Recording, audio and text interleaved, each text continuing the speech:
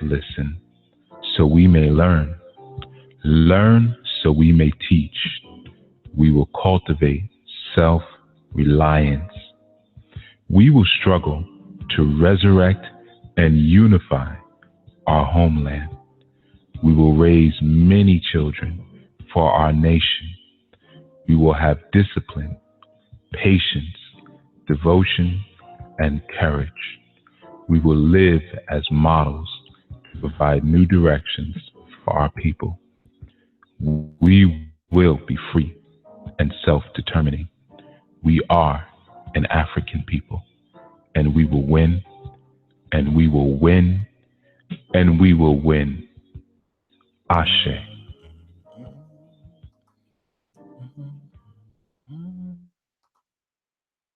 All right, we're up in there. Peace, everyone. Willfully, you all can hear me. YouTube was doing some funny stuff just now. It wasn't the show wasn't coming in live. I see we have a couple of listeners on YouTube now, so I'm only going to assume that we're good to go, that we're actually streaming and everything is cool. But yeah, welcome everyone to community. I see some folks already in the chat room, so I'm gonna take that as we're good. All right, but yeah, I hope everyone's enjoying their day. I know we're starting just a couple of minutes late. Yeah, that happens sometimes. Sometimes sessions run a little bit over, and I had a session right before the show. But welcome. Welcome to Enlightenment and Transformation. Welcome to our new nation. For those of you who are members of Sadula House, I hope you're making out with your classes and moving through them. Quick announcement again. I shared it last night, but I'm going to share it again today. I know a lot of people don't catch the late night show. Well, it's a different crowd of people. Let me say that, because actually, I think that's probably the biggest show at this point. I think, well, aside from Cheif Speaks, of course, but in terms of participation, but it's a totally different group of people than who do the daytime and the early dawning show, but or segments, not shows. Let me call them segments, like I like. So yeah, like I shared, we're going through some stuff with the developers on the Sadula House website, the plugin developers for some of the classroom software, and you may have noticed that some of your classes are missing on the site. Again, we're working on it, and I actually spoke to one of them earlier today, and it looks like I'm gonna have to recreate some of those classes by hand. All right, so just to let you know, you will get them back in your account, which is going to take me a minute to compile some of the content back again. We were doing some upgrades on the sites and some upgrades with some cool stuff you're supposed to be able to do with the instructors and stuff like that. And it caused a little technical glitch where basically some of the instructors' content was removed. All right. So we're working on that. All right. It'll be put back, just so you know. Our new spiritual training is still there and it's fine. All right. But the other classes outside of that have a little issue. So I wanted to get that announcement. And the other announcement that I said I was going to keep sharing is that by the end of this month, which is coming up pretty soon, I guess, we will be doing away with the Blog Talk situation for a little while. I'm going to still keep the account, but I'm downgrading my account. So I'll keep it in case I just find out, no, I need to go back to Blog Talk, and, then I'll reactivate it. But yeah, we're going to be moving primarily onto YouTube, probably for a couple months, maybe a month or two, just until I figure out how I want to do it. All right. So just a heads up for everyone, now you can still listen to the archive. All the archives from way back will still be on YouTube. So I'm not killing my account per se. So you can still listen to them. Even today's segment will still be up there. All right. But from May, what are we in, April? May. So from May 1st, I won't be doing the shows on Blog Talk Radio for a little while. All right, I'm going to ease up off of that. It's time to play around with some other mediums too, man. Like, as you all know, I get bored. I get kind of bored a little quickly, So, yeah, we're going to be doing some different things, man. But, yeah, peace again to everyone in the chat room. and everyone who's listening live, you know, I want to express something before we got started on anything. All right. And it will help to outline what we're going to build on. Here we go. The caterpillar and Alice looked at each other for some time in silence. At last, the caterpillar took the hookah out of its mouth and addressed her in a languid, sleepy voice. "Who are you?" said the caterpillar. This was not an encouraging opening for a conversation. Alice replied rather shyly, I hardly know, sir. Just at present, at least I know who I was when I got up this morning. But I think I must have changed several times since then." "What do you mean by that?" said the caterpillar sternly. "Explain yourself." "I can't explain myself, I'm afraid, sir," said Alice, "because I am not myself, you see." "I don't see," said the caterpillar. "I'm afraid I can't put it more clearly," Alice replied very politely, "for I can't understand it myself to begin with, and being so many different sizes in a day is very confusing." "It isn't," said the caterpillar. "Well, perhaps you haven't found it so yet," said Alice, "but when you have to turn into a chrysalis, you will someday, you know. And then after that, into a butterfly. I should think you'll feel it a little queer, won't you?" "Not a bit," said the caterpillar. "Well, perhaps your feelings may be different," said Alice. "All I know is it would feel very queer to me." "You," said the caterpillar contemptuously. "Who are you?" Which brought them back again to the beginning of the conversation. Alice felt a little irritated at the caterpillars making such very short remarks, and she drew herself up and said very gravely, "I think you ought to tell me who you are first." "Why?" said the caterpillar. Here was another puzzling question, and as Alice could not think of any good reason, and as the caterpillar seemed to be in a very unpleasant state of mind, she turned away. "Come back," the caterpillar called after her. "I've something important to say." This sounded promising. Certainly, Alice turned and came back again. "Keep your temper," said the caterpillar. "Is that all?" said Alice, swallowing down her anger as well as she could. "No," said the caterpillar. Alice thought she might as well wait, as she had nothing else to do, and perhaps after all it might tell her something worth hearing. For some minutes it puffed away without speaking, but at last it unfolded its arms, took the hookah out of its mouth again, and said, "So you think you're changed, do you?" "I'm afraid I am, sir," said Alice. "I can't remember things as I used, and I don't keep the same size for 10 minutes together." "Can't remember what things?" said the caterpillar. "Well, I've tried to say, how doth the little busy bee, but it all came different," Alice replied in a very melancholy voice. "Repeat." "You are old, Father William," said the caterpillar. Alice folded her hands and began.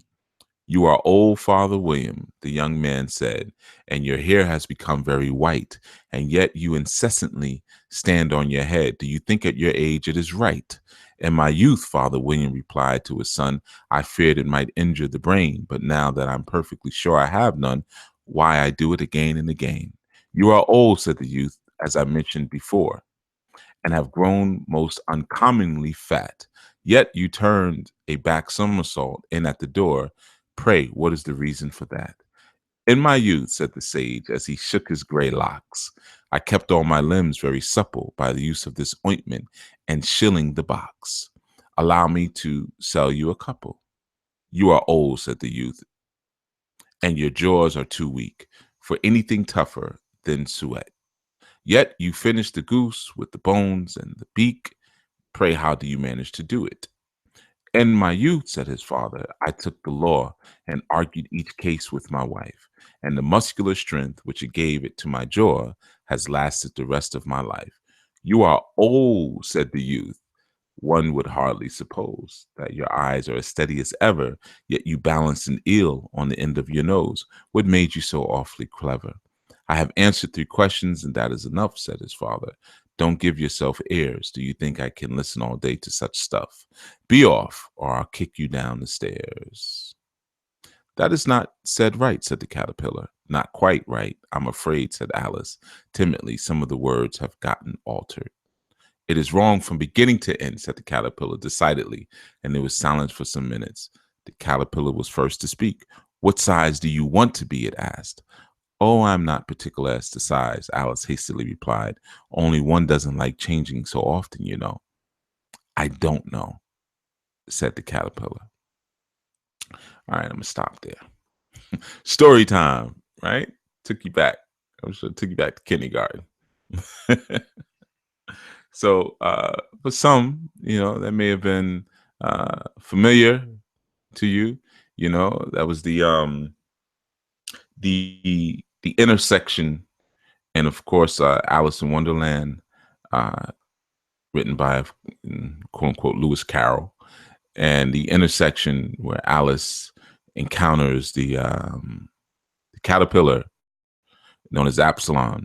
Well, in some works he's known as Russell, and others he's known as Absalom. But either way, he's always smoking. He's smoking that hookah, which of course is a metaphor for certain things.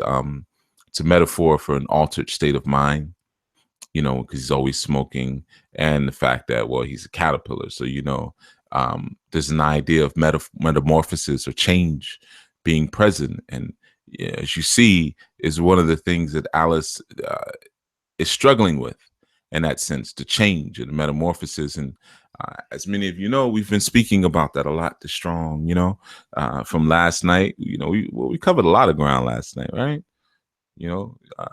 From witches to music to Dune to Bene Gesserit, Boardwalk Empire. We were all over the place last night. But ultimately, we're building on and speaking about the quality and the formulas of change and transformation in our lives and collectively. And, even prior to that, one of the things that we had discussed was, the formula in terms of the satisfaction, vision, steps, being the necessary components to move beyond the resistance that exists within our stagnation, and ensuring that our efforts are larger than our circumstance, which I know is a large one for many people, especially when you start talking about first steps, and they just can't see their steps or their efforts ever being able to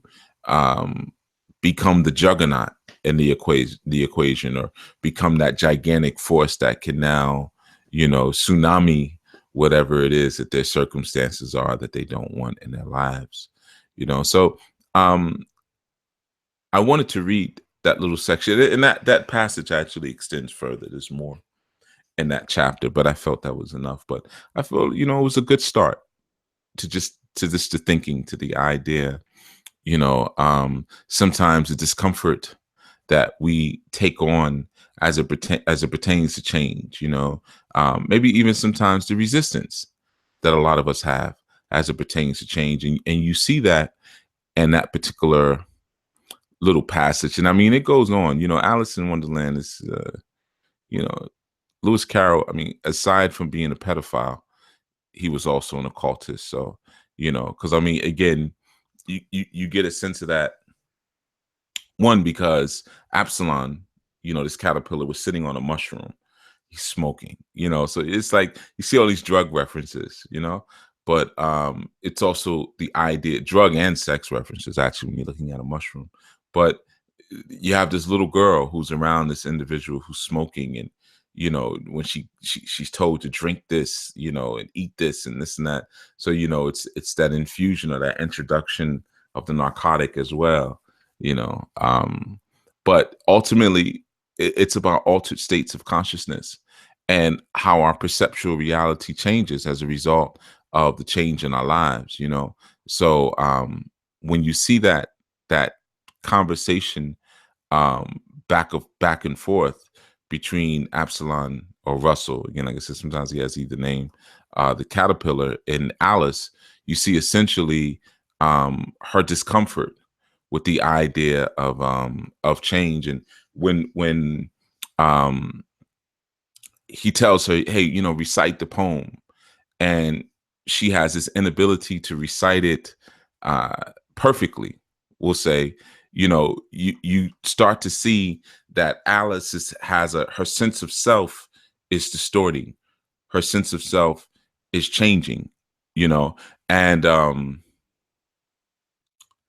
the idea even of the poem where the young man is questioning the father and saying, you're so old, how can you do this, how can you do that, how can you do that.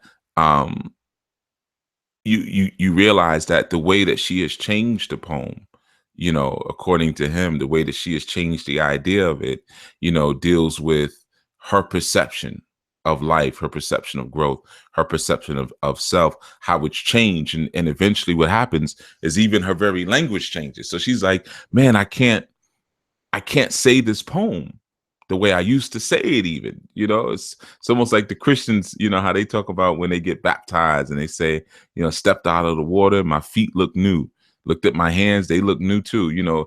Everything looks different. I can't do the things that I did before. I don't see the world as I did before.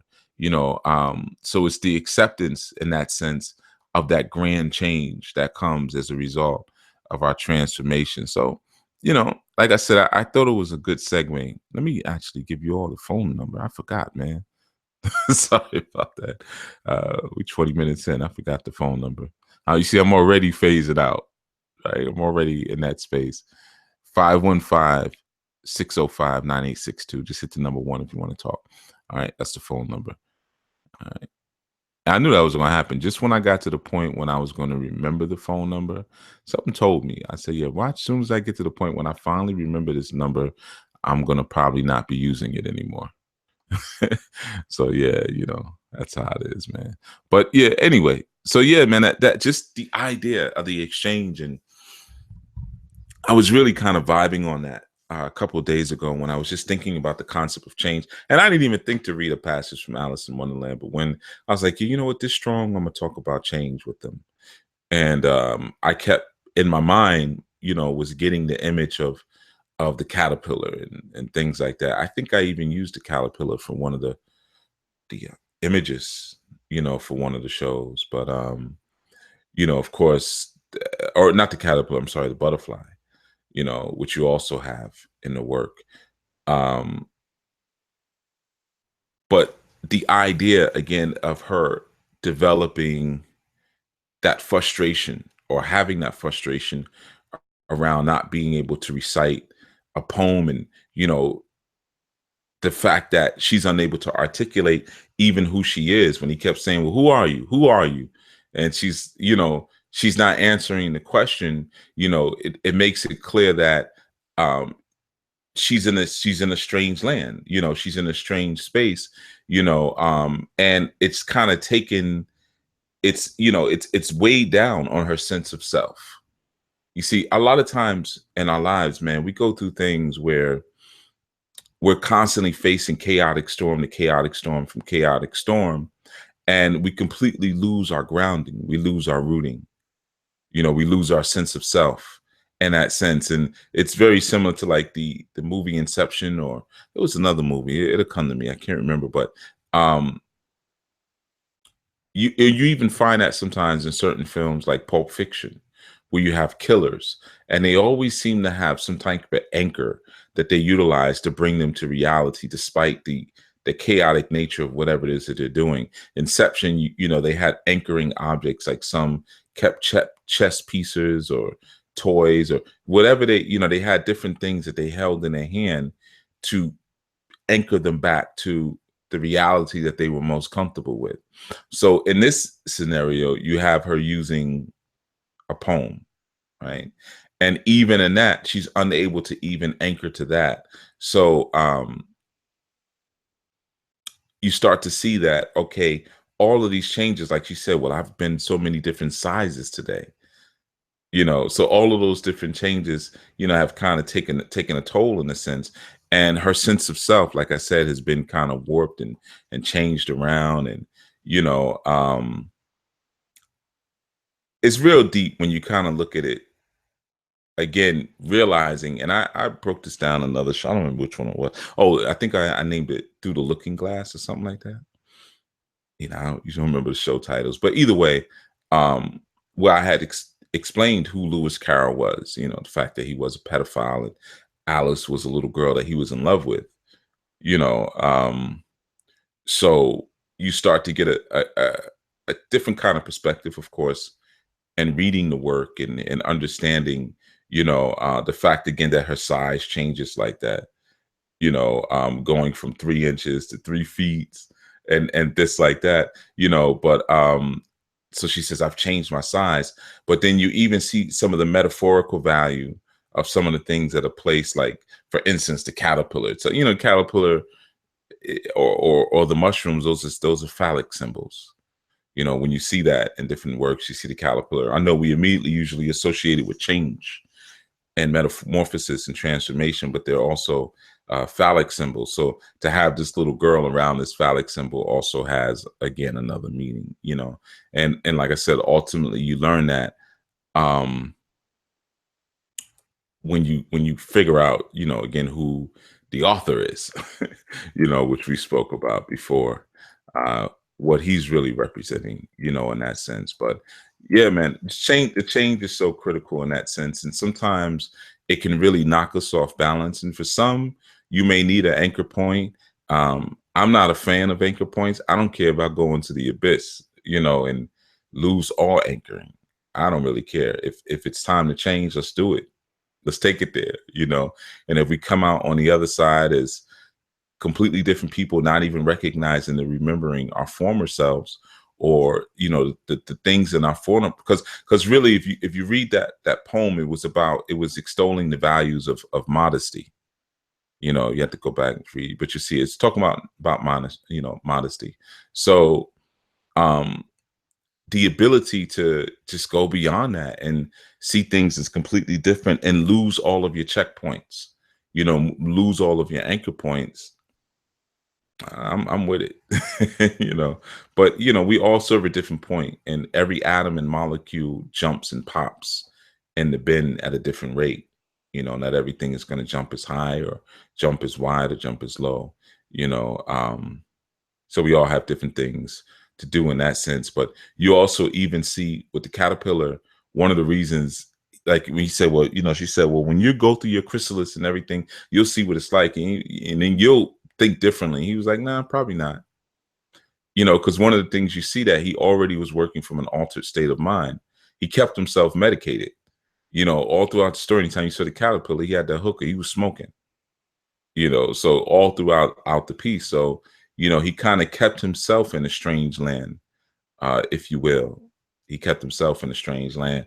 Alice, being the square that she was, had difficulty in a strange land going through all the changes. She didn't have the flexibility like the caterpillar had. And that's ultimately, as I said before, flexibility is key to enlightenment. It's just that simple. Flexibility is the key to enlightenment. So you never want to kind of downplay the importance of it. But there's also a purity of character that comes into place when you're looking at change and growth in that sense. And there was two symbols it's kind of something I saw in my head. I saw a caterpillar on a flower. All right. And sometimes when I'm thinking about topics, whether it be for classes or whether it be for lectures or segments like these, a lot of times what I'm working on or what comes to me, it comes to me more in images. It's sometimes it's just easier to organize thoughts that way for me. If I have an image association, as opposed to trying to think, well, I'll say this and I'll say that. So, because I don't really like to do that. I like to say, well, I got this image. So basically, every show that I do is me just describing an image in my mind. That's pretty much how I organize. Sometimes I even write notes like that when I'm doing lectures. I'll just be kind of sketching a picture. That's my lecture notes, so I can glance back at the picture. And, like we say, a picture says 1,000 words. Well, it also takes less time than writing notes. So I utilize that a lot. So when I was thinking about this strong, the entire strong, I would say, um, I was considering the image of a butterfly at a flower, because there's a whole nother level of appreciation of a flower as a butterfly, than as a caterpillar even. It's a whole different kind of appreciation.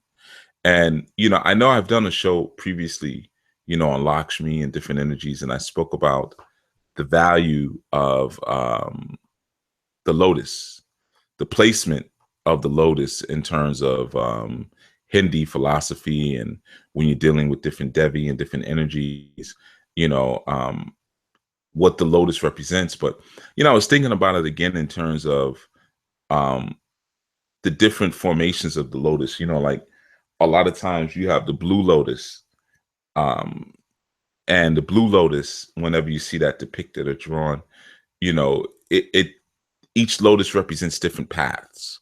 So flowers are different paths even. And it's very similar with feather work. Sometimes when you find different feathers mean, like I'm talking about in your everyday world, you're walking down a path or a street, and you see a feather, a pigeon feather, but different color feathers represent different things depending on your cultural influence. Because depending on your culture, different colors mean different things. So it's not universal. Like red doesn't always mean love, because it can mean love, but it also can mean aggression, you know, or it could mean action, or it could mean stop, you know, depending on your cultural influences.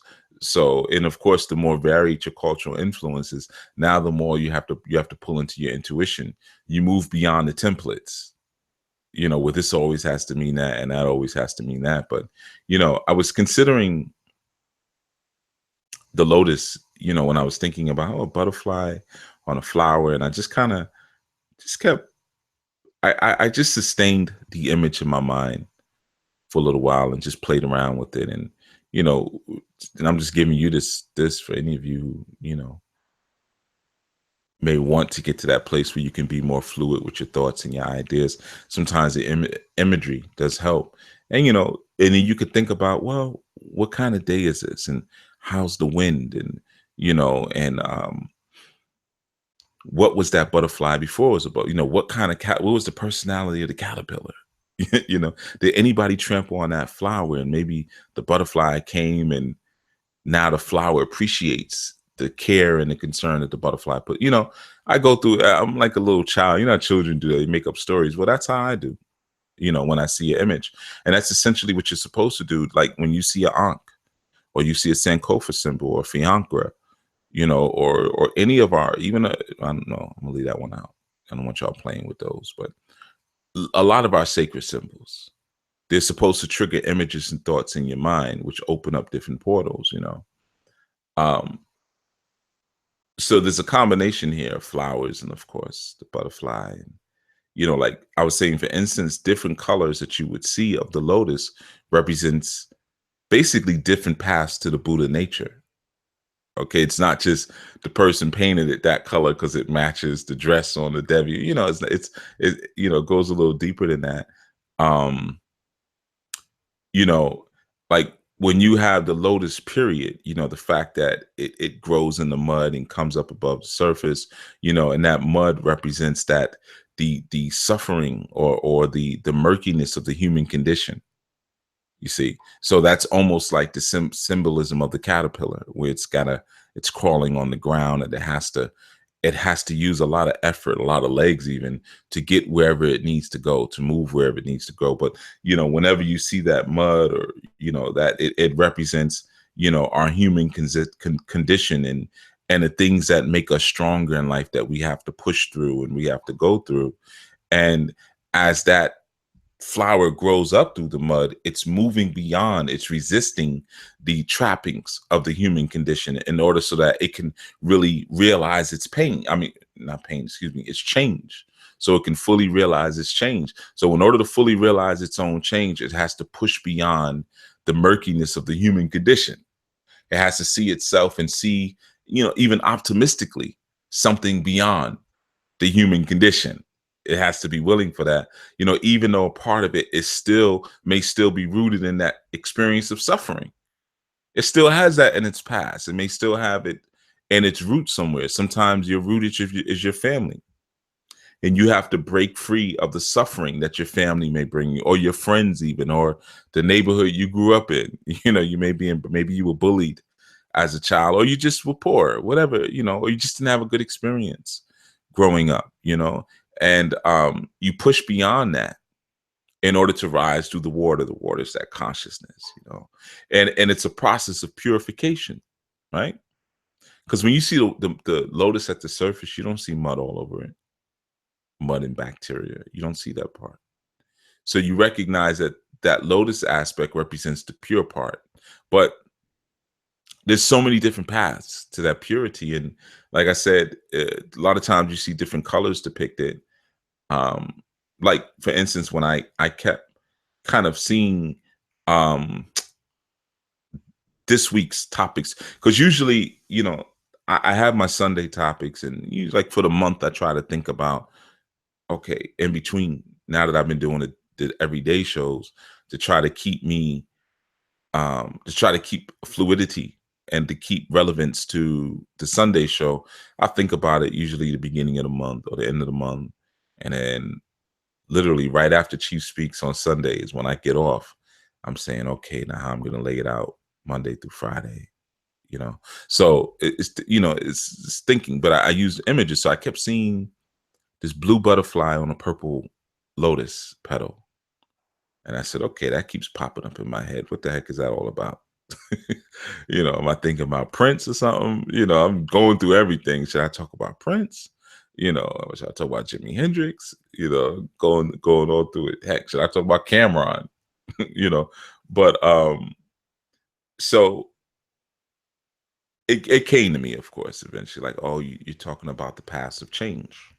That's what we're dealing with. That's why the butterfly was there. So we're talking about the different ways that we change and we utilize change. And, the purple, especially in Hindi culture, because if I'm seeing a lotus in my vision, obviously that's where I'm going, that always represents that power of spirituality, or the power of the cleric, or the power, no, not the cleric. No, let me take that out. The power of the wizard, or the power of the magi, because a cleric would be more religion than priest, but like the power of the sage, the guru, the shaman, that's what that purple represents whenever you see that. So purple is a good color. I know purple doesn't get enough play, but it's a good color to use. I always try to keep purple near the entrances of my home, because of what I'm inviting in, and what the home represents. So you could utilize the purple in that sense, but seeing that purple flower is saying, okay, well, we're speaking about the mystic paths to the Buddha nature, or the mystic paths to enlightenment.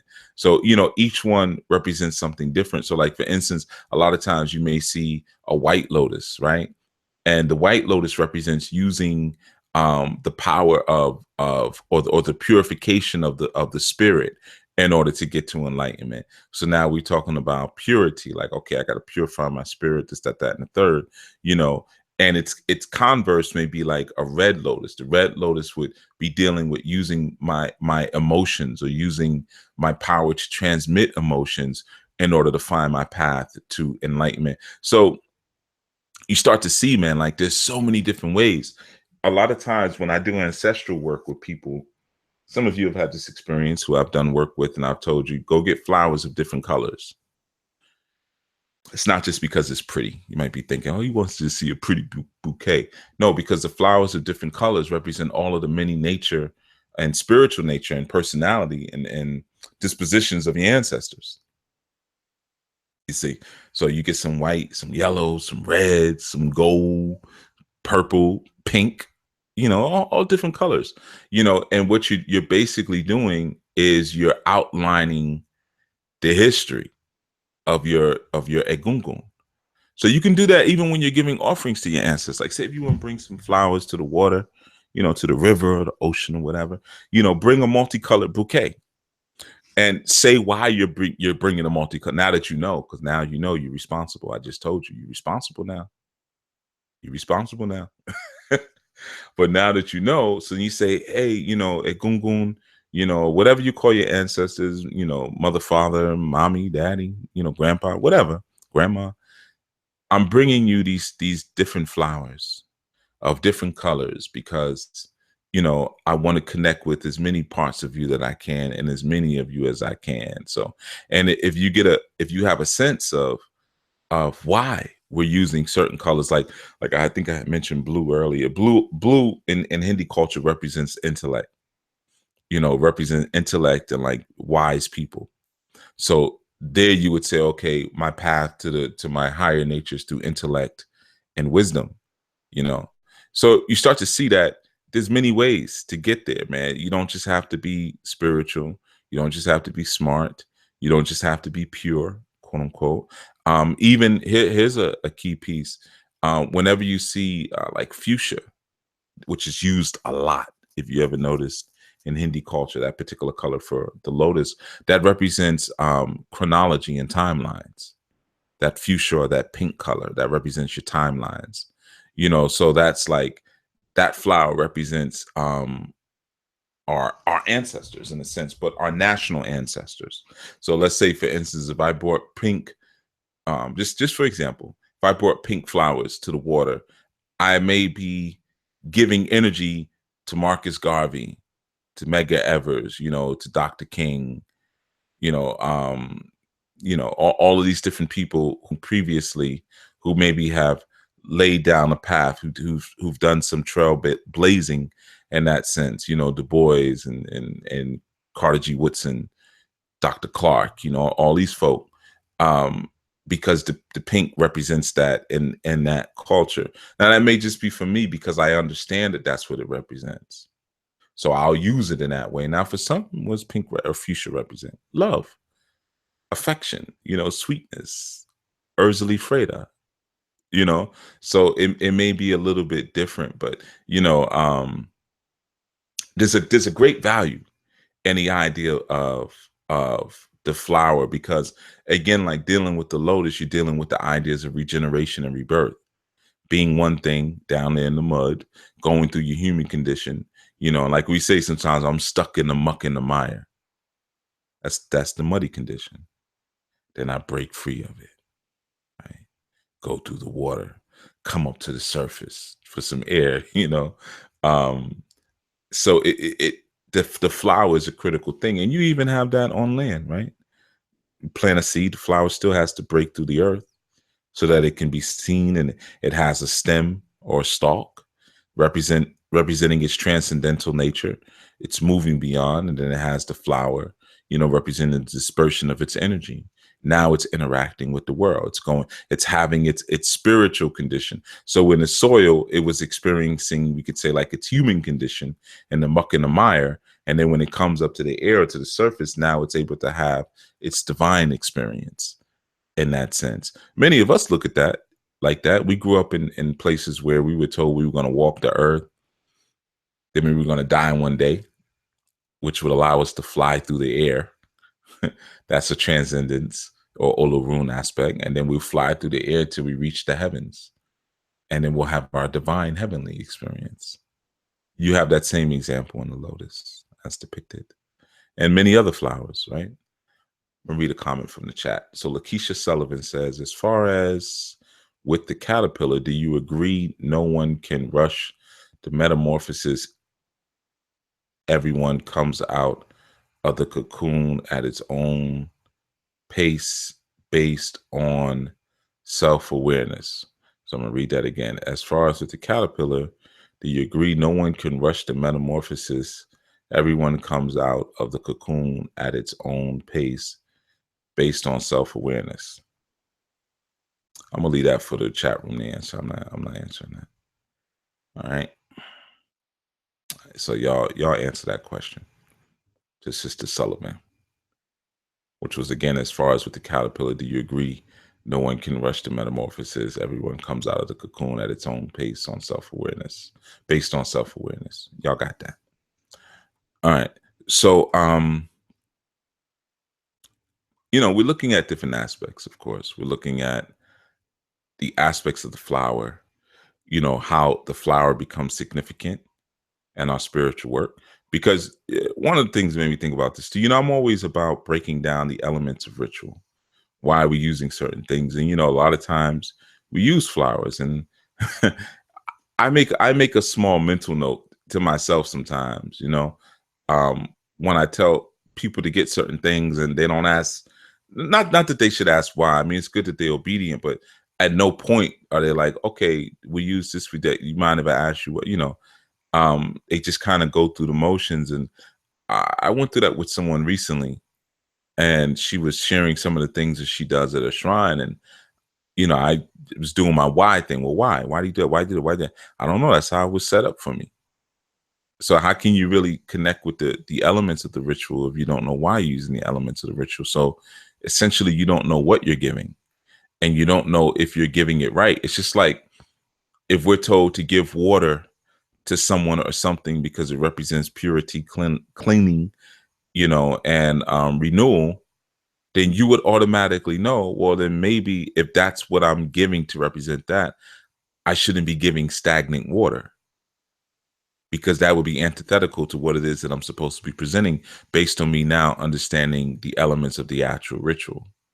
But if we don't understand that, then yeah, any water will do, because we don't know really what it's there to do, or really what it's for. You know, so it's the same thing when we're giving flowers.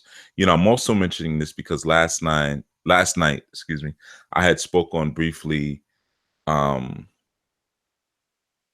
the element of, or the herb known as belladonna. This is interesting.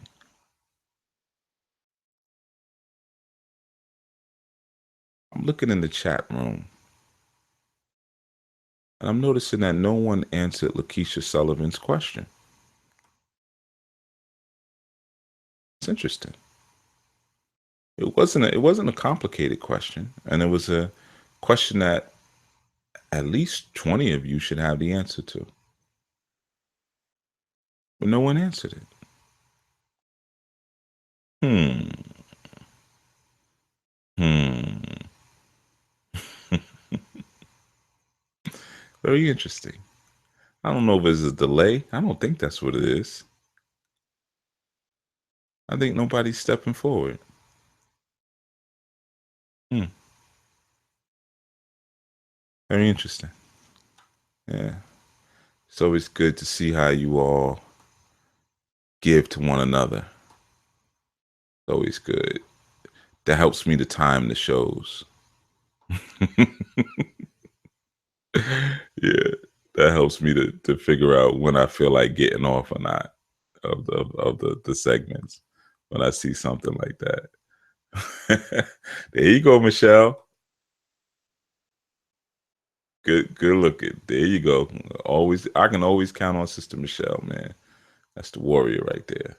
And she says, "Peace, family. To answer Sister Sullivan's question, if you know your purpose, there is no reason to wait leisurely." Mm. Tighten that up. Tighten that up, Sister Michelle. Tighten that up. Yeah, we know you multitasking, Michelle. You got babies. You got young babies. But there's a whole bunch of dudes in the chat room right now. Where's the dudes at? You know? But you can tighten that answer up too. You know more than that, Sister Michelle. You got more. You could drop more science in there. You got more science than that. Come on now. Take it to the abyss. But yeah, man, again, just kind of talking about the flower piece, man. And you see flowers present, the idea of flowers and present in so many different traditions. Um, from Taoism, Islam, we use a lot of flowers. Okay, I got another answer here. I agree, Lakeisha. However, you should look into the process the caterpillar goes through when they're changing. You should expound on that, Brother Antonio. And I'm going to read her original question. As far as with the caterpillar, do you agree no one can rush the metamorphosis? Everyone comes out of the cocoon at its own pace based on self-awareness. And Michelle said, if you know your purpose, there's no reason to wait leisurely. So she's basically saying, it's not an issue of rushing. I'm guessing. She's not an issue of rushing. Just go do it if you know your purpose. So it's not about, rushing. It's about going and getting it done. Brother Antonio says, I agree. However, you should look into the process the caterpillar goes through when they're changing, which maybe would determine if it's being rushed or not, because maybe there's a time for things. But yeah, there you go. For instance, give those, for instance, the examples are key. Now everybody's stepping up. Here we go. This is what I like to see. There we go. Get into it. Let that sister walk away with 6 different answers. Get into it. So he said, for instance, how do you know when it's time to change? And how do you know when the metamorphosis is complete? Mm-hmm. Kind of like the lotus. How do you know when you've hit the surface? Or if you're still in the water? Or your contextual environment changes. That's how you know you've changed. Your world changes. Your world, like Alice couldn't recite the poem anymore. She kept screwing the poem up. That means now I have changed. I've completed that section of the metamorphosis. No, Sister Lakeisha asked if you worded the question wrong. No, you didn't word the question wrong at all. It was cool. The reason I didn't answer it is because I didn't need to answer it. There's enough people who should have enough information on the question that you asked that they can have. So I passed it back over to the class. It wasn't worded wrong or anything like that. I mean, yeah, grammatically it was messed up, but we got through it. But because there ain't no capitals in there, no commas, and I think there should have been a period in this. So I'm messing with you, even though I am being serious. It was grammatically messed up, but no, it was a cool question. As you know, you've been listening for a little while. I've been seeing your name pop up. It's not about me always being the go-to person, or me even grandstanding. Well, here, let me give you the answer to that. Let me show you the depths of my consciousness. No, it's about establishing that communal paradigm, and even though you may not have directed the question to the group per se, it's about me knowing when to pass it off and say, y'all do this. Let me see what you got. So no. There was not. It wasn't you, Sister Lakeisha. Just to make that very clear, you didn't ask anything wrong. I like to see where the people at sometimes. I like to see where their heart is at. And I'm still noting the fact that no one answered anything until I said that all it's time to answer. The question hasn't been answered, So I'm gonna read some of the other answers and I'm gonna go on talking about the flowers. Say, I agree, Keisha. Okay, for instance, okay, right. I read that. So Vivid Eye Publication says, Lakeisha, yes and no. Change is always. So regardless of your self-awareness, you are always changing, but it's possible to speed it up or choose what you will change to. I was pondering it and trying to look at it fully. But Antonio says, also, why does the caterpillar even see a need to change or that it has the capacity to become something greater? Nobody says it does. Think about that. Maybe the caterpillar doesn't see a need to change. It's just a natural organic process and it goes with the flow of what it's going to be. And like you said, or that it has the capacity to become something greater. Maybe it doesn't know that. Maybe it's just going with organics, because many of us have the capacity to change and there's even a need to change. But do we have to change? No.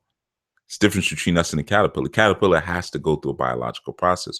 We can just stay unenlightened. We could just stay deadheads, and we can die deadhead. We could be the 115-year-old deadheads. Go down and records as the oldest people alive and all that, and still not know anything. Unlike the caterpillar. Now there could be change, but it doesn't necessarily have to be. That change doesn't have to speak or lend itself to something greater, like you said, the capacity to become something greater. We don't have to become something greater per se, which makes looking at things like caterpillars very interesting if you think about it, because of its natural process to become something we could say is greater in a sense. It could fly now. It can escape us. It can escape certain predators like, birds a little easily. More easier. I mean, sometimes a bird will still catch a butterfly out there and have a good meal, but it's definitely much harder for a caterpillar to sidestep. a bird, Brother Shaga says, Peace of Keisha, there is a time for everything to develop. However, the caterpillar must set itself up in the right environment, lest it need escape from the cocoon stage, or never not need escape. Good answer. Yeah. A lot of good answers here. See, that's why I wanted to do this. And Sister Lakeisha says, I'm still looking for my purpose. Cool. See, now that redirects the question a little bit, or redirects some of the answers. That's why sometimes it's good to answer a question with a question. Michelle says, I should have taken more time to answer. No, you were good, Michelle, but you just, you multitasking, but I just know you got more. You're cracking these heads open. Once you know your purpose, in that instant, your path and internal compass should be all pointing in one direction. Okay, true. But does that mean that you're now completed with your change? Right? Brother Antonio says, by the way, if you look at a caterpillar egg, it kind of looks like a mini cocoon. Yeah, it's the fractal aspect. Michelle says, we going through these answers now. We going through these answers. Michelle says, once you know your purpose, you ignoring it and doing something else because you don't feel ready to do it is wicked. You're right, because you're going against the natural process. Once you know, you must make everything you do in alignment to your Nia. Nia is purpose in Kiswahili. Brother Anwar says the change or transformation can only occur when the caterpillar finally creates the proper environment for it to flourish as a butterfly. So we go back again to environment. Someone mentioned that earlier. Brother Shaga says maybe the speed of development is contingent upon its capacity to create an environment for change. Great answer again. Brother Shaga's bringing it today. Brother Antonio says, I'm looking at a video now, and it's interesting how they're constantly shedding their skin. Good. Now we're researching. Brother Antonio even went and pulled up a video. Sister L says, greetings, everyone. Some changes are made by default, right? Some are, like getting taller, or getting wider. The faster one creates, is Brother Shaga, the faster one creates that environment, the sooner one can change. See what happens? You see how y'all flowing now? You got a nice flow going now. One of the best ways to learn something is to teach it. One of the best ways to learn something is to teach it. So I'm always trying to establish opportunities for you all to teach. So, I don't always jump in and answer everything. If it's something that I know may be beyond you, then yeah, I'll answer it. But if there's an opportunity and I say, oh, let me throw this back in the pool, in a sense, I know it's going to help you to grow. Because like Brother Anthony said, well, I'm looking at a video right now. So now he just opened himself up just by answering the question. I'm sure he didn't plan on looking at butterfly videos today, but now he's doing that. So he's growing as a result. That's what it's about, man. It's not about highlighting my consciousness. We already did that already. You already know I'm smart. So it's about pulling out your smarts, and bringing yourselves further. Brother Shaga says the faster one, right? Okay, so Sister Michelle says you can find out your purpose through a reading with Cheif or in learning divination. Yeah. Brother Anwar says this happens when self-awareness of the current environment has been cleared of its obstacles and aware of its nourishment. Oh, it's Brother Anwar getting philosophical. Sister Diana says, all right, here we go, Diana Williams. She says, Sister Sullivan, yes, you will change in your own time. However, the key is what you change to. So we had a couple people say that. Good. But Antonio, he's looking at that video. So he says, so the cocoon stage has been built up over a long process, right? Very much similar to the scarab, right? The scarab or what we call the dung beetle. It pushes that dung around through the sand for a long time, and then puts its eggs inside of it.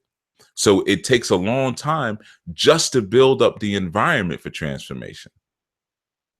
Right? Brother Antonio just shared that. He says, so the cocoon stage has been built over a long process. Like the soul, you've never not fulfilling your purpose. Sister Lakeisha says, doesn't enlightenment lead one to a higher self? What's the point and meaning of initiation? That's two different questions. All right.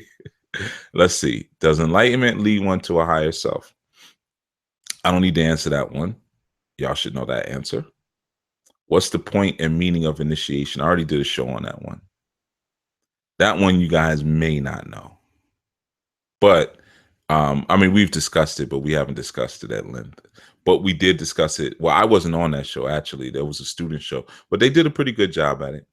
You know, I had shared some ideas with them before they did the show. That we did that show like 4 years ago, 3, 4 years ago. So if you look up Anu Asafo initiation or whatever, Risha initiation, you'll find it's on YouTube. All right. Brother Antonio says you need direction, though. Sister Lakeisha says, thanks everyone for the feedback. Yeah. They gave you more than feedback. They gave you answers, shouldn't they? Come on now. So yeah. But she's got 2 more questions because you know she's gonna start peppering y'all with questions now. You got to be ready now. She says, "Doesn't enlighten?" I think you all can answer. Doesn't enlightenment lead one to a higher self? Now, let me just say this before I go on, because this is a part of it. This is not a sidetrack. These questions, and everyone's listening. I'm reading them out loud for people those of you who are listening but don't see the chat room. You know, so that way. And plus, after when you come back to the archive, you know, the video, you won't see all this chat. So that's why I'm reading them out loud for you. But that question you just asked, doesn't enlightenment lead one to a higher self? All right, I'm gonna read one of the answers and I'm gonna say something on that question. Brother Vivid Eye Productions publication says you need the will to connect to that higher self. Remember, your personality and drive will give character to the soul. That's a confusing answer, brother Vivid Eye Publications. I understand your answer, but you gotta slow up. Break that down even more. Listen to her, look at her question. This is becoming now a class in how to be a teacher. Look at the question.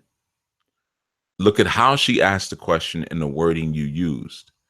Your answer is not going to clarify like you think. Your answer is not wrong. Your answer is right, but you need to break it up a little bit more. And again, his answer was, you need the will. Her question was, does enlightenment lead one to a higher self? What's the point and meaning of initiation? And he said, you need the will to connect to that higher self. Remember, your personality and drive will give character to the soul. She didn't mention the soul. That's a whole different lesson. So you know, break it down a little bit more. The first part of your answer was good. You need the will to connect to that higher self. I thought you were going to go somewhere else after that, but it's still not clear based on what you said. Okay, so I'll say this to you, Sister Sullivan. That question, I haven't seen anybody catch it yet, but the question should have been qualified. The first part of it doesn't. And you know, this is the second time you asked the question, but you did the first time, your first question like this. I'm going to point this out too. First question you asked, you said, don't you agree that? Now you're saying, doesn't enlightenment? So it's almost like you're already arguing these points before you're getting your answer, which is a little scary, because that means you may not actually be totally listening to the answers when it's presented in that way. So I'm just gonna put that out there. But when you ask, doesn't enlightenment lead one to a higher self? Someone should have refocused that question, because that question doesn't really make that much sense. How can you get to enlightenment if you're not utilizing your higher self? So then so it's really the opposite. Doesn't the higher self lead one to enlightenment? That should really be the question. So the fact that you asked a question like that, once I would have spot that, the fact that you started with, doesn't enlightenment lead one to the higher self, as if you already knew that, as a teacher, I would have said, what does enlightenment mean? What do you mean when you say enlightenment? What do you mean when you say the higher self?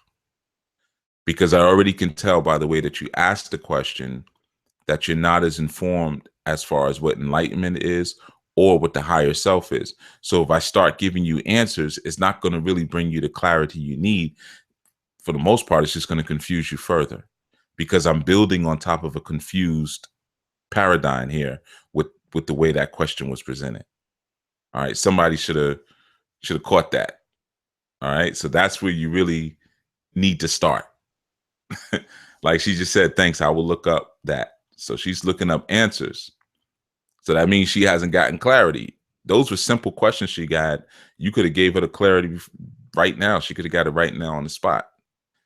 So sometimes that happens. That happened recently where somebody put something in the chat room and somebody started giving an answer without fully looking at the question. I'm not going to say who it was and when it was, but I think some of you know. So I'm going to leave it there. But you gotta learn and know how to read a question in its entirety. Don't just look at a word and start talking about the word, the part of the question. That's how arguments start. Somebody will say something, they'd be like, the way you did that, I just didn't really like it. You just kind of did that in a stupid way. You calling me stupid? No, I said you did that in a stupid way. Speaking of what you did. No, you just called me stupid. Some people don't listen fully. So even when people are asking questions like that, you really want to look at the question, look at how they're asking it, because that will help you to understand if you can even answer the question. Because that question, doesn't enlightenment lead one to a higher self? I know a million people right now that would jump in and start answering that, who think they know something and wouldn't even know that that's not a real question. That's what happened the other day, where somebody put something in the chat. Although I suspect the person who answered the question was the same person who put it in the chat room, truth be told. But anyway, you got to sometimes qualify those questions first. And then the question, what's the point and meaning of initiation? Truth be told, you ain't even ready for the answer, because you got to get the basic concepts first. So you shouldn't even be thinking about initiation. Let's get this other stuff. Let's get these basics first. I'm gonna read some of these other questions. All right. I'm currently, Brother Anwar says, I'm currently clearing obstacles and giving thanks, reciprocity to my nourishment. Michelle says, Cheif covered initiation and Cheif speaks as well. Oh, I did? I don't even remember. Brother Shaga says, another thing to consider would be the strategy towards growth as it relates to the lay of the land. See, now you're getting overcomplicated. I understand what you're saying, but that's why the sister responded, said, thanks, I'm going to look up the answers, because y'all not giving her clear answers. Give clearer direction. Break it down. Diana Williams said, no, not necessarily. Knowing and accepting is two different things. The Shaga says the strategy for creating an environment for growth for a caterpillar will be different in a jungle versus city. Y'all all over the place, man. Y'all all over the place. Are y'all even looking at the sister's questions? Slow it up, man. I told you, pull it back a little bit. Pull it back. Go to the basics of a question. She asked the very first question was related to the speed. She said, as far as with the caterpillar, do you agree no one can rush the metamorphosis? Everyone comes out of the cocoon at its own pace based on self-awareness. Well, the fact that she said, do you agree no one can rush the metamorphosis, that means that's what she already thinks, and she just wants to get confirmation of it. Well, there's nothing wrong with that. I'm not saying it's wrong to want confirmation for something you already feel, but your answer to that question should be based around the nature and how she asked it. So she says, do you agree that no one can rush the metamorphosis? Everyone comes out of cocoon at its own pace based on self-awareness. Well, no, you can't. Nothing can rush metamorphosis. It's a natural process. If you rush metamorphosis, you end up with mutations. So the thing is, when you're answering a question like that, and I'm giving you, this is a lesson on how to answer questions sometimes you want to, sometimes you can break down the terms in the question so the person can understand where you're coming from right away, just by the way you answer it. So like a question like that is, as far as with the caterpillar, do you agree that no one can rush the metamorphosis? So if I was answering, I'd say, well, yeah, because metamorphosis is, I would define loosely metamorphosis first. So I'd be sure that we're thinking about the same thing. And as she says, metamorphosis, everyone comes out of the cocoon at its own pace based on self-awareness. Then I might say something about the cocoon, because she just said everyone. So obviously she's talking about people, even though she said as far as with the caterpillar. So then I might speak about different forms of the cocoon. right? So when we say everyone comes out of the cocoon at its own pace based on self-awareness, um, yes and no, because right, uh, this whole strong, I've been talking about the formulas for change, right? Vision, first steps, dissatisfaction. I didn't mention self-awareness, right? So there's more aspects to that question, but the sister has an idea already, and she's just trying to get confirmation on that idea. So yeah, what you're saying is not incorrect, but there's more to add to it. There's the picture is a little bit bigger. There's more that we can add to flesh that out a little bit, so you can get more insight. So I'm just saying, I'm just giving that as some guidance for people who were answering the questions when you're working with people. Like I said, the best way to learn something a lot of times is to teach it, you know, but you got to know how to teach it, and that doesn't just revolve around you regurgitating what you know about a particular subject. Forget that, because sometimes a person is asking a question and that's not even what they're asking. You got to know how to read the question in that sense, you know. So, like when she said the cocoon, what is so many different kinds of cocoons, right? So you might give some examples of cocoons. Being in jail could be a cocoon for some people. That could be a cocoon. Being at a job that you don't like could be a cocoon. You know, she says, I'm still studying, guys. Bear with me. Nah, listen, you ain't did nothing wrong, sis. You're good. You're good. All right. Everyone here, let me make this clear, because sometimes y'all get hyped up into thinking this. Everyone in this chat room right now is still studying, sister. Thank you. Antonio just said it, but thank you. He said, we all are, sis. Don't worry. Right. Everyone here is here to learn. I am still studying, my sister. We're all students, even me. All right. It's just like I always say, I'm just a little further ahead, and some of you are going to catch up and pass me. So I'm just a little further ahead down the road, but we're all on the same road. We're all learning. We're all studying. And the issue that I'm outlining is not necessarily with you. I'm just giving people tips and pointers on how to teach, how to answer questions, because I see that happen so often sometimes.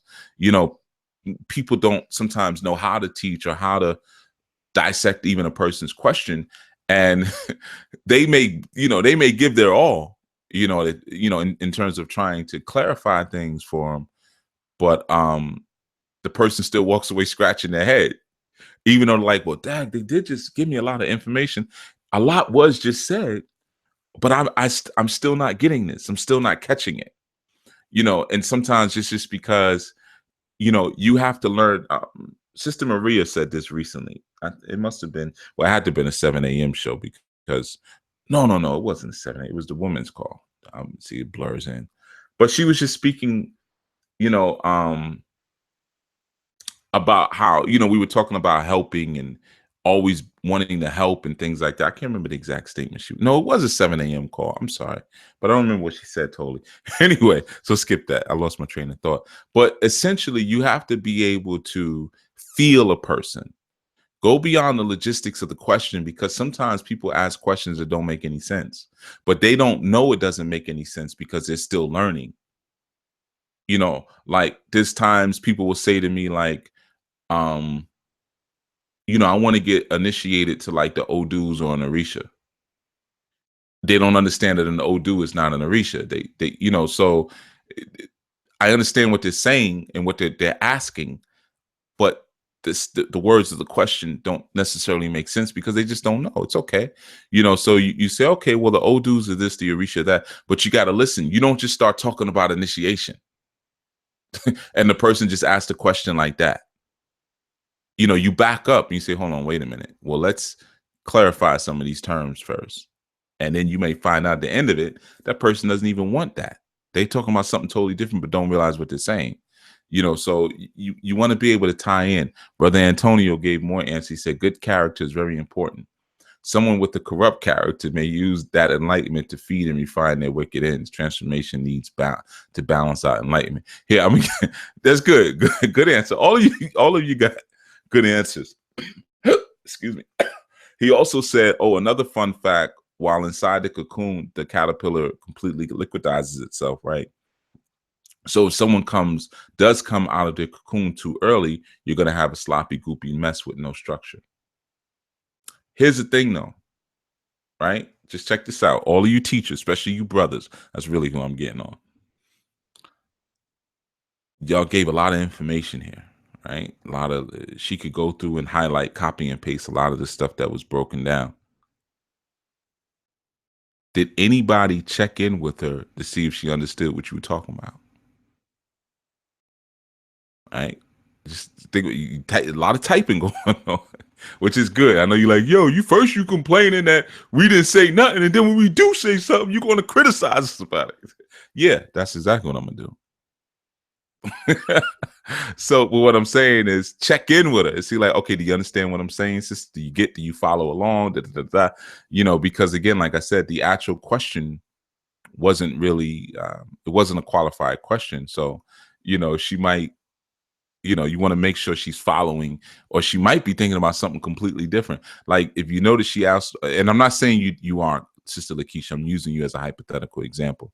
She also asked a question about initiation back to back. What's the point and meaning of initiation? The whole point of all her questions, I'm not saying you are, I want to reiterate that. I'm giving a hypothetical example. The whole point of her question may be she might have just got a reading by somebody who says she needs to get initiated, but she might not feel like it's time for her to be initiated. Now, if you take that context, for instance, then it will put into proper perspective all the questions she just finished asking about somebody trying to rush change and metamorphosis and things like that. Right?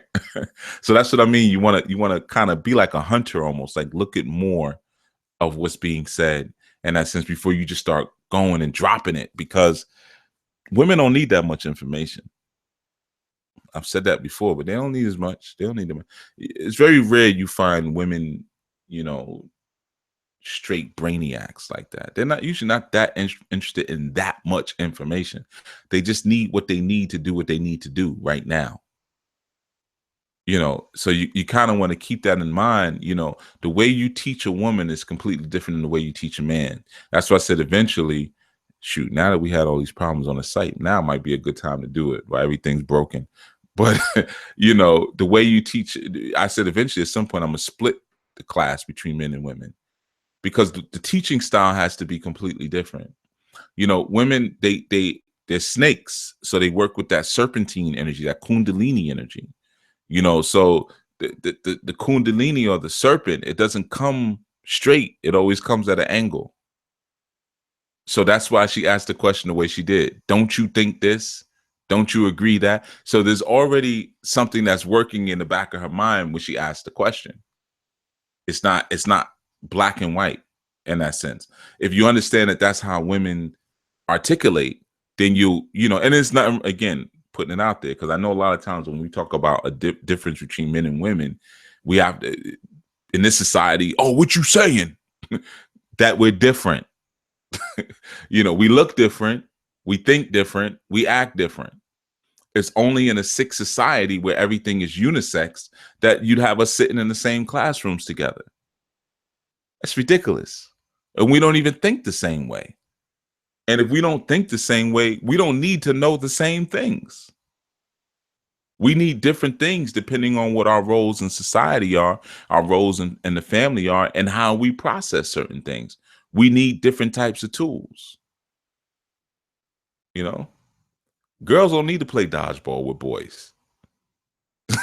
It's just what it is, man. They don't need to play dodgeball with boys, because we take it a completely different way.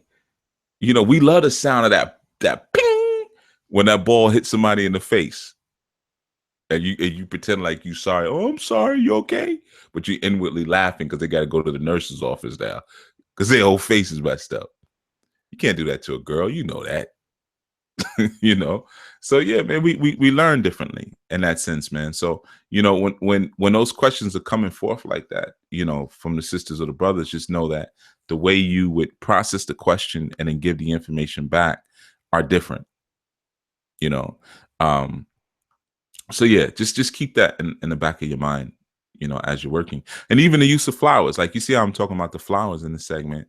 um I'm sure the sisters have a different kind of appreciation, because you have a lot of women who just like to put, not that men don't as well. I like flowers, but a lot of women just like to keep flowers in their house because of how they look and things like that. But again, we've been speaking about a lot lately how once you develop a different kind of appreciation for the sciences, um very mundane or seemingly mundane things will take on a completely new meaning for you.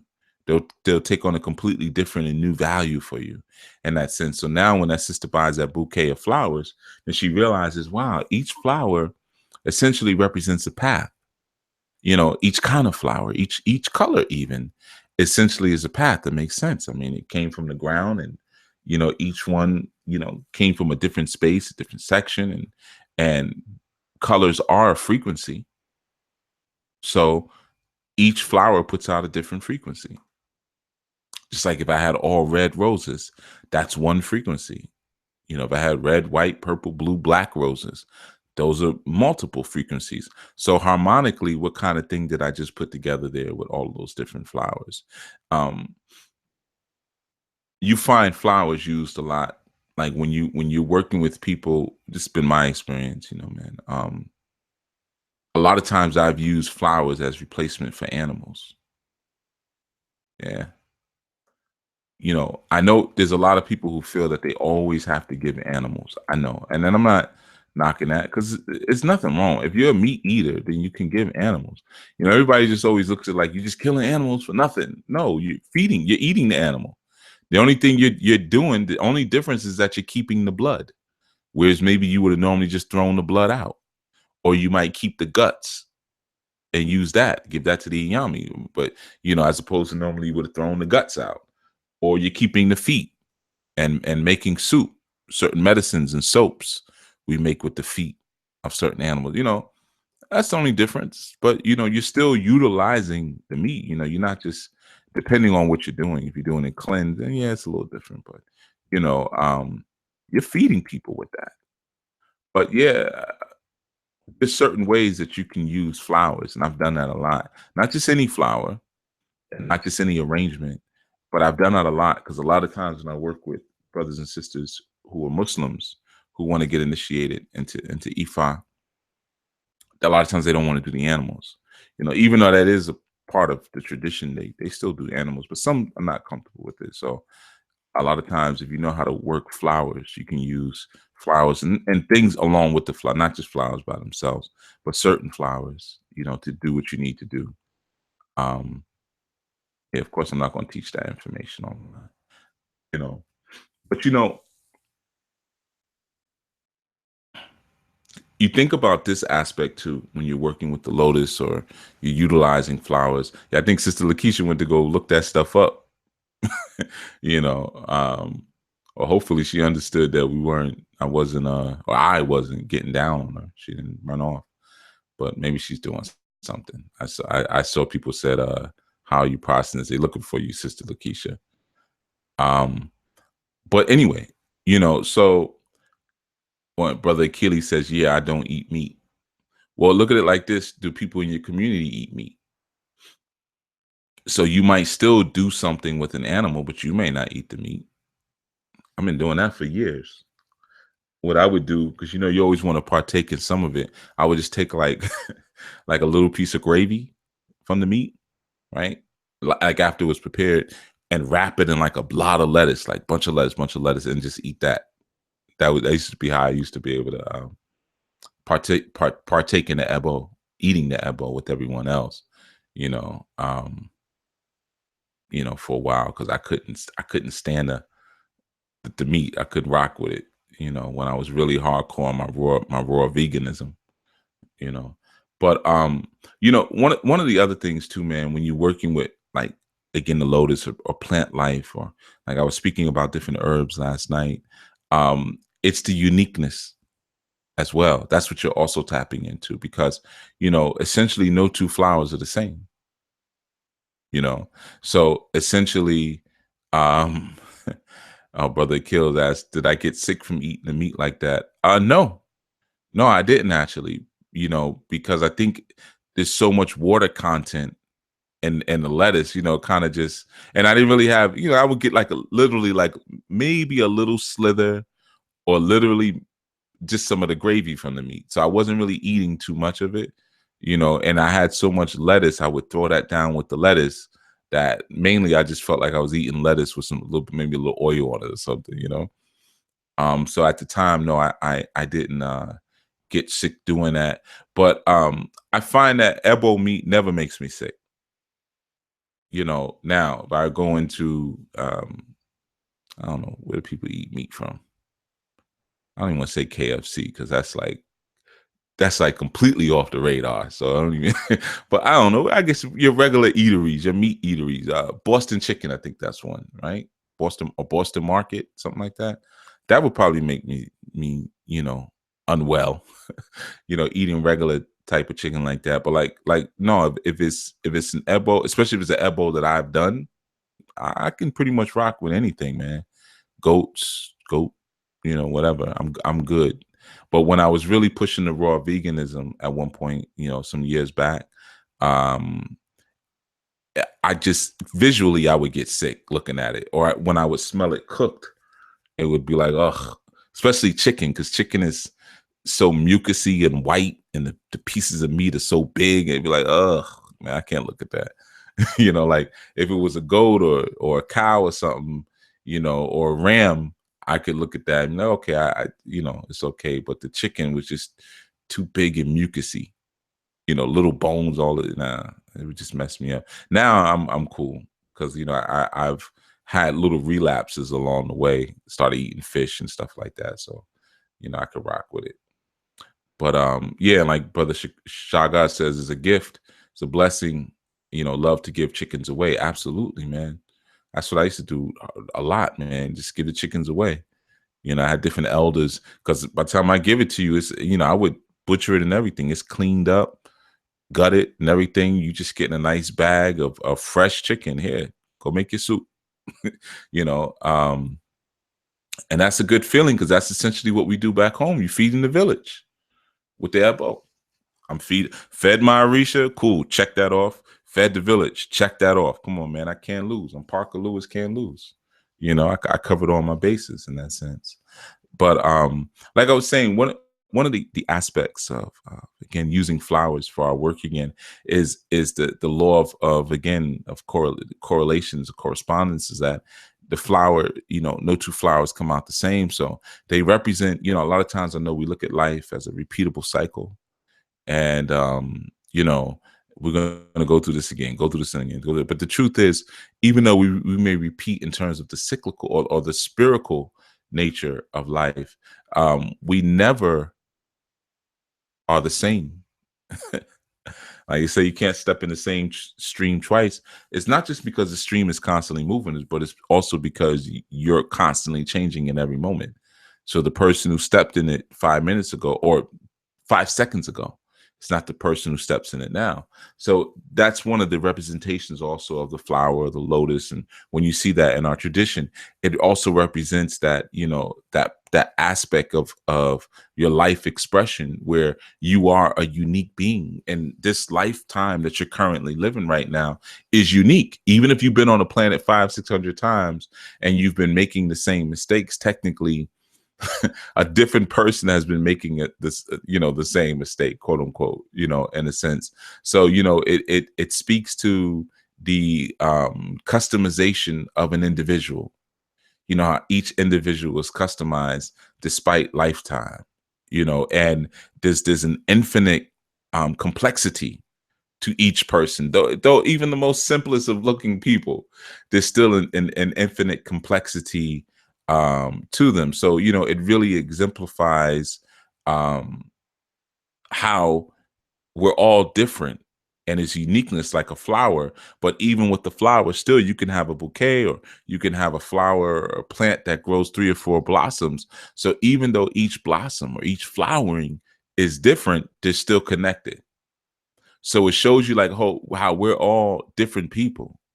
We're all very unique and different people who manifest through life on the planet, but we're all still interconnected. So then you start to see the complexity of the web of interconnectedness. So, and I know, right? You probably thinking like, well, or is it just a flower? Yeah, but it's also it's also all those things that I just said as well. See, that's what I said. When you start to get deeper into the nature of things, you get deeper into the nature of certain substances and certain very small and simple things and basic things of the world. You start to really appreciate their inherent complexities, because truly nothing is really that simple. Nothing is truly that simple. And even with the flower aspect, like I think I put that in one of my books. I use dry flowers a lot. So I mean, I'm an economist through and through. So I learned how to recycle my economy in that sense. So if I get some flowers and I have them on a shrine, um, they're going to turn into some omiero at some point, or some incense at some point. I might even tote those flowers depending on what kind of flowers they are. I'll put some honey on them and put them on some wax paper, and then split a Dutch down the middle and smoke them up. So but the flowers, they're going to get reused in that sense. So that also speaks about, when you're looking at flowers, like the transformation and the transitions of life, how in life we can serve a purpose, but even once we transcend to that space of death, we still serve a purpose. Now you see that depicted in the flowering of things. When the flowers is hydrated and full of life, we look at it, we admire its beauty. Of course, it has a fragrance to it, but when it becomes dehydrated and it comes down and it quote unquote dies, it still has a flavor to it. It still has a color to it. You see, so you start to see that even in that sense, that there is a purpose through life or death. There's an opportunity to still honestly work out your karma on either side, because you're still moving, you're still of use. So man, there's so many different ways to see the symbolism of that flower in that sense, or flowering at use. Man, there's so many ways to view that is really beautiful. Um, and you start to get a sense of why we use them. So, I'm really sharing this because I want you all to appreciate the flowering more, but starting it off with the ideas of the caterpillar, so you can just kind of understand how through the change of things still remain very relevant and useful. And sometimes we know that change has occurred, as was asked earlier, because one, our contextual environment is completely different.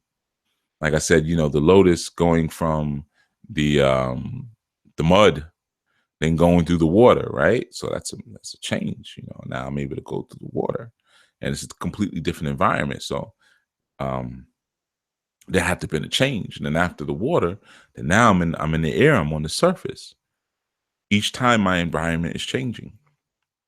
And the rules that I utilized in my last environment will not work in my new environment. That's how I know I've broken out of one stage of my cocoon, or one stage of my metamorphosis. Because if you live in the mud, right, there's a certain way that you're going to move, even just to be able to move through the mud. Then if you go into the water, the gravity is different. So there's going to be a different way you're going to move through the water. Then when you finally reach the surface and you're in the air now, there's a different way you're going to move through the air. So one of the ways that you're actually, I guess we could say, making progress, moving through different spaces is that you start to notice that your modes of existence have to change. And some of the things that you previously did before become extinct. Some of your modalities become extinct as you begin to move. And essentially, you're a flower that's attempting to live an enlightened state, or illuminate an enlightened state for your spirit to travel through. So in order to do that, you're going to go through different worlds. You may go through different hells, or you may go through different heavens. So just like the mud is a world, the water is a world, the air is a world.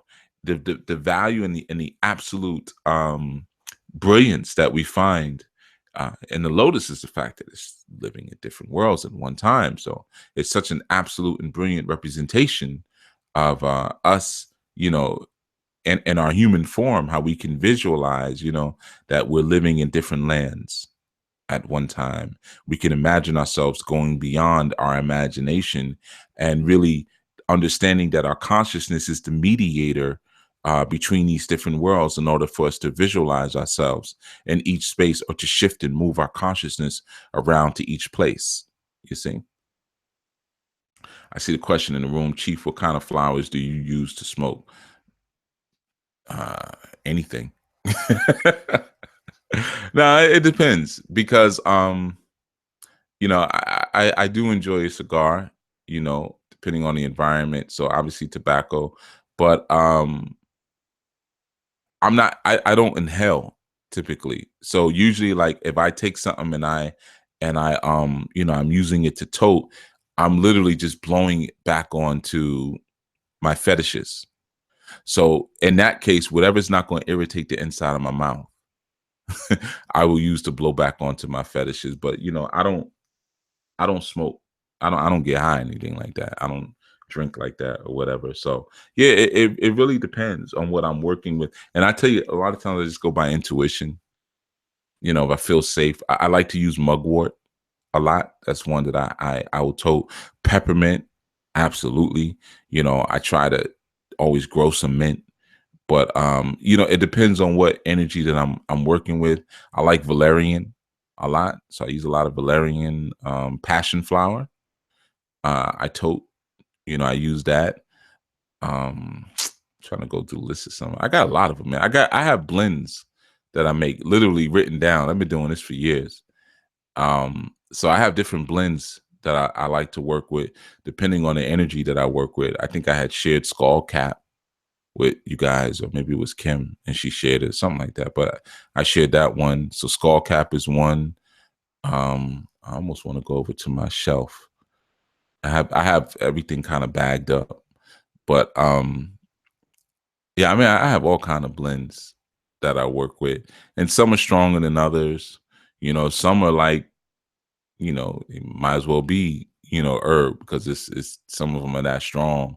I won't even mention those ones. Yeah, Damiana is one that I do use. I see you mentioned that, Antonio. Yeah, I've been using that for years. Have you tried to vaporize them?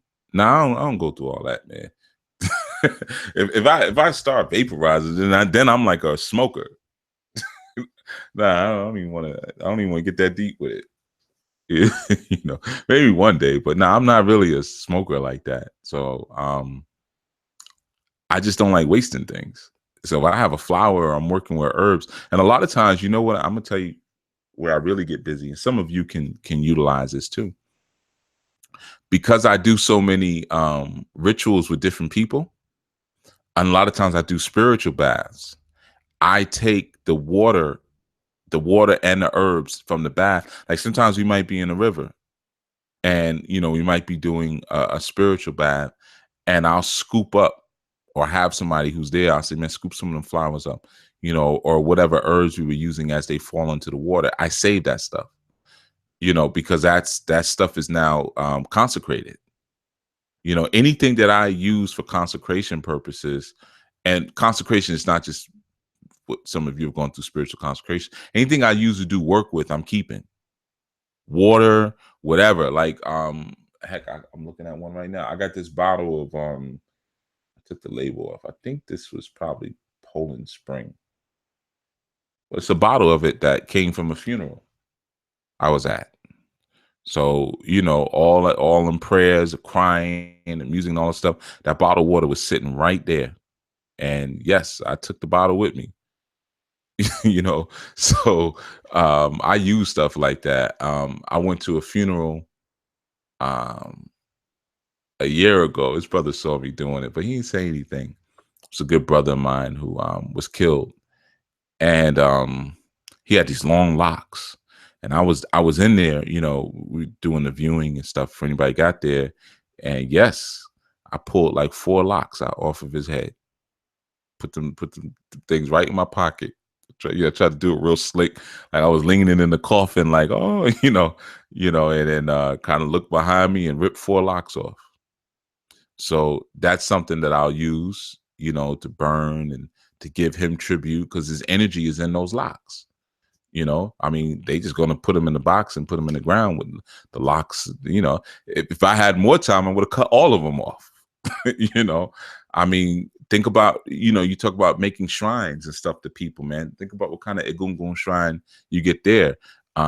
Sometimes I try to get fingernails, things like that, man. So, yeah, man. So use different things, man. Like I said, I'm an economist, man. So I really do reuse a lot of things. So like when you ask what do I tend to tote, man, anything, as long as it doesn't irritate me. And if I don't tote it, I'll do incense with it. If I don't do incense, I may do a bath with it. But anything you would do with dried leaves, sometimes even a tea, depending on what it is. Definitely, I'm going to do some omiero and strain it out and pour some libations with it. I like to also sometimes put things in gin, see what I get from that. Make my own tinctures and things like that, and see what we end up with. See what kind of effect it has. So you play around. You play around and you yeah, you get funky with it.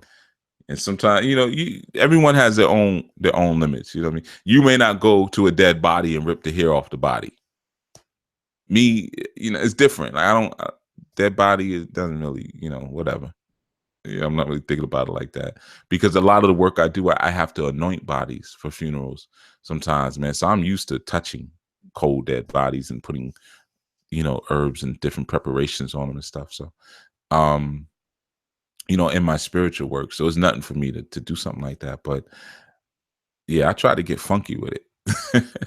Yeah, man, I try to really take it there in that sense. But yeah, man, reuse things. Like I said, even like you know how when you pour out libations, some of you live in apartments where you have carpet, right? So I remember uh, one time being somewhere doing some readings. I was somebody's house, and I needed to pour water, and I said, "Could you just get me a bowl of water?" Not me a bowl. So I had a bottle of water. So what I was doing as I was working, I was pouring, like when I was, doing my adimu, or what we call our tutu, I was pouring it into the bowl. So what I was doing was, after I was done, I probably did, like, because I did a couple of readings and some work, maybe did like 3-4 readings, right? So I had this nice full bowl of consecrated water, because this is water that I use to pour libations, but I'm also speaking over it, so I'm charging it. And then I'm doing readings, and I have my opele out. I have my Meridin Lagoon shells. Like, I'm working, but this water is here the whole time. So what do you think I did? Yeah, I poured that water back into a bottle, took it with me, because it's blessed water now. I blessed it. I made holy water. That's holy water. So I can use it for different things, you see? So, you kind of get into that. That goes back to the idea that I was giving earlier about the flowers, through life and through death. So when we pour out water for libations, we may say, oh, the water's dead now, I can't use it. I'm not going to drink it. I'm not going to lick it off the ground. I just poured it into the ground. But if you pour it into a container, you can, or if it drips, you might pour it into a plant pot, but then it drains from the bottom of the plant. Well, now you still have the water drain through the soil too. Man, use the water. Use it. It's blessed now. You see? So, you learn to reuse things even in death. Just like our Egun, I said that recently, man. Appreciate those elders now, man. Don't just wait till they die and say, now let me tap into your energy. No. Appreciate them now in life, and then also appreciate them in death. So when I get some flowers, I'm appreciating the flowers while they're alive, and then I'm appreciating the flowers after they die. It just doesn't stop in that sense. So, it's just some guidance, man. Just different ways that you can work, in that sense, different ways that you can get busy with the work, man. And you start to see after a while, you don't need all that complicated stuff. You start learning how to make your own things, man, make your own herbal blends and things like that. And you could do whatever with them. Take your own chia seeds or your own hemp seeds and mash them up, man. The mortar and pestle is your best friend. The mortar and pestle is a magician's or a priest or an owl's best friend. And I'm telling you, man, I put everything in my mortar and pestle. It's like the first time I got a Vitamix blender, man, I lost my mind. I was blending. I mean, I was putting everything in that blender, man. I was trying to blend up bread. I was like, oh, you can't eat bread? We shouldn't eat bread because of the carbs? Man, I'm putting that joint in my blender. Put some bread in there, some peanut butter, some jam, maybe peanut butter and jelly sandwich shake, But yeah, man, I'm like that with the mortar and pestle, man. I put everything in it, man. I find me a dead bee. Found me a nice big giant dead bee the other day, man. Where it's going in the mortar and pestle. Pound that bee up in the powder and then do some other thing. I got little things I do, and I catch wreck. I get busy with it. There's all kind of different things you could do, man. So, like I said, appreciate the life, appreciate the death. It doesn't end or begin there. And just like the passage I read in the beginning from Alice in Wonderland, sometimes you lose your full grip on where you are right now, but that's necessary in order to get where you want to go. And it's going to be a lot of fluctuation, along the way. And that's just a part of the journey. That's just part of what it is. All right, we're going to head out of here. Again, I reiterate, for those, who coming in a little bit late, we're going to be killing the phone situation soon on for Blog Talk. Not killing it. It's harsh language, but we'll be suspending it for a little while. We also put a small hiatus also on the women's call. I'll let you guys know when I bring that back up again for your sharing pleasure, but it's all about sharing.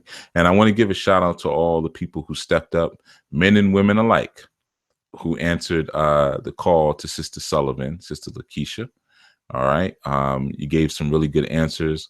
And I urge you, Sister Lakeisha, anybody else who got something, man, copy and paste the, you can select the whole chat, copy and paste it and put it somewhere. All right. Because, once the show is over, you can't pull the chat back up. But you got a lot of good information, man. A lot of good points were hit in that, And remember, the best way to learn something, man, is teach it. Don't be afraid to answer questions, even if you're wrong. If you're wrong and I see you're wrong, I'm going to correct you.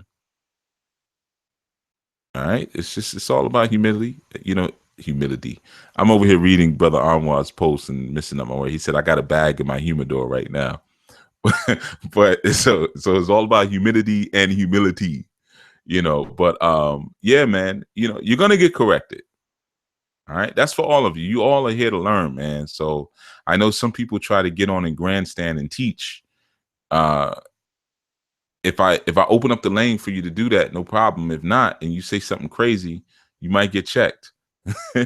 If checking you is not going to completely derail us, or I might just, play you to the side and get you off the air real quick, pause. So yeah, like I said, man, teach each other, help each other, ask each other these questions first. I've been saying that for the longest, I know a lot of people are very afraid of connecting with community, for many reasons. We've been programmed to be afraid of each other like that, but that's not going to work with me, because you're not going to tap into me all the time. Sometimes I'm just going to do just like I did, and I answer, man. I know we're used to a Western paradigm where whenever you raise the hand, the teacher say, yes, Simon, that's the answer, even though they don't like you. This is my own thing. I'm doing it the way I want to do it. If I don't want to answer your question, I ain't going to answer it. Or I'm going to answer however I feel like answering it. So it's for your growth. Just understand that. But it may not be what you're used to. You may be used to getting things a certain way, but trust me, if that was working for you all this time, you wouldn't be here. That doesn't work. And I know sometimes people say, but I'm used to a teacher doing teaching. Yeah, you're used to the wrong thing. I can't help you there. What do you want me to do about that? I'm not going to comply to something that doesn't work just because you're used to it. It makes you feel comfortable. We're metamorphosing here. metamorphosizing. We're growing, we're transforming, we're changing. And you may have to recite the poem backwards now. You see, that may be how your mind works because your mind has been transformed. So you're seeing language completely different. So when the caterpillar Absalom asks you, who are you? You may have trouble answering that question. Tell me, man, a passage in Alice in Wonderland, man, that exchange that she had with the caterpillar was very deep. And he said, who are you? She said, I hardly know, sir. Just at the present, at least I know who I was when I got up this morning, but I think I have been changed several times since then. Come on, man. It's all right there. Deep. That was deep. It's all right there. You just got to know. You just got to know what to look for. The fact that he just kept saying contemptuously, who are you? Who are you? Who are you? And she couldn't say. And she said, I think you should tell me first. So that's when we knew she had a diminished sense of self at that point. She was looking for him to define her. That's what happens sometimes. Through our changes, through our rough and rocky weather, we look for external validation. All right, we're heading out. Tomorrow is what? Friday. I'll be on 7 a.m. We're back to the early. The strong went by pretty fast, huh? But we'll be back 7 a.m. tomorrow. Chopping it up. The Friday segments prep you. I always give you something to do over the strong end. And I never really asked for feedback. I think I might have to hold some of you accountable for some feedback soon. All right, see what's really working. All right. But I'll be giving you some homework over the strong end tomorrow, like I always do. All right. Thank you everyone for calling in, for tuning in. And I'll see you tomorrow dawning. And again, all of you Sedula House students, I know some classes are missing. You see the notice that was sent out. We're working on it. All right. In the meantime, stay up with your new spiritual training. It doesn't exempt you from your work. All right. So that's still up there and that's still popping and that's still moving. It's all a part of owning your own thing, man. Sometimes you hit little bumps and rocks along the way, but it's still worth it no matter what. Independence and self-sustainability is worth the work. It's worth the trouble. All right. Until such time, I speak to you all tomorrow. This is Cheif Yuya from the I New Nation, I New Life Global Ministries signing out.